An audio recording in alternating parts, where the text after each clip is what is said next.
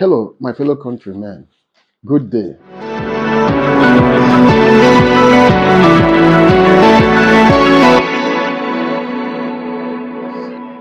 I want to talk about the incident that happened in Lagos involving Akwa Ibom and a lady by name Comfort Emerson. I really don't know what is going on now with Nigerians. Is it the season of frustration? Is it the season of attacking the airline operators? Everything happening now under the space of 2 months, we are having issues at our airports. What's going on? Well, on a very, very serious note, let's get down to business. Comforting Mercy. Everybody is looking at her reaction, her behavior against the personnel. It could be more than what you are seeing. These days, most people you see are under influence. There are all manner of drugs the young ones are taking now. You might not know, except they take her to the hospital to assess her true health condition. It may not be what we are looking at. There could be an influence because it is unladylike for such a lady to be that aggressive in a public place, slapping a staff of an airline, attacking everybody available that is trying to intervene. She was very, very violent. I saw the video. They should carry a test on her to find out the true health condition of her. Because I don't think it's just a mere aggression or anger. No, I think it goes beyond that.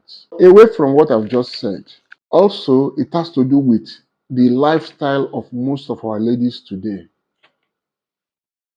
They don't have respect for anybody. They feel they are beautiful. They feel because they have access to rich men who mess around with them, any other person around them is like a rat, because our men who supposed to lead by example are sleeping around with all these kind of ladies, and they have that impression that they have arrived, they're untouchable. Any other person not on their level or doing what they are into is just a less valued person. For her to lift up her hand to slap a fellow lady, remove her wig, kick her with her footwear, I mean, that is too much of her. Even if her father is the richest man in Africa or in Nigeria, she should exercise some decorum. She lost it. She threw caution to the wind. That is terrible of her. You know, I think it's an eye opener for those whose children are living that kind of lifestyle. Because if you look at the way she dressed, it said it all. I don't want to go deep. If she could be this aggressive in a public place like airport, imagine if this one is in the house as a housewife. That man, that family is in trouble. Parents have so much to do concerning the way their children are living this day.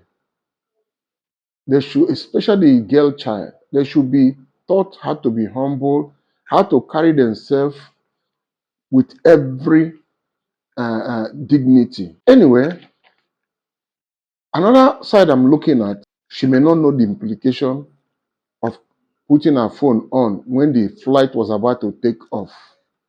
She may not know.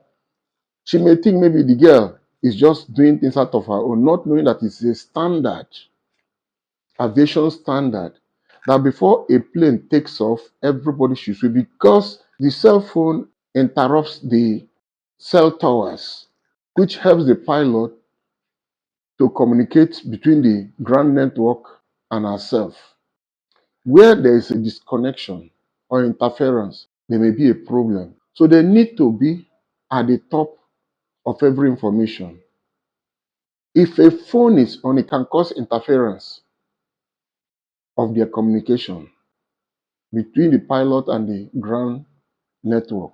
Most people don't understand this, but I'm looking beyond what just happened between her and Ibom Air. Why people are waiting at the lounge, I think is important. The personnel of every airline should address their passenger right there, what they should do as they are boarding, and what they should not do as they are boarding. I think it should be something they should introduce. Let's not assume that everybody knows what aviation rules, practice are. It's not everybody that knows. We have first timers. However, I really don't like the way the lady too was almost stripped naked. To some extent, she was violent, but I got to a point that even the personnel trying to get her arrested or force her into a vehicle was almost losing their head because that lady was almost naked. I mean, two wrongs can make right. I saw it and I was just like, well, I don't blame them. The girl threw caution to the wind. So whatever she sees is what she's reaping. Finally, pride is the foundation of all these things.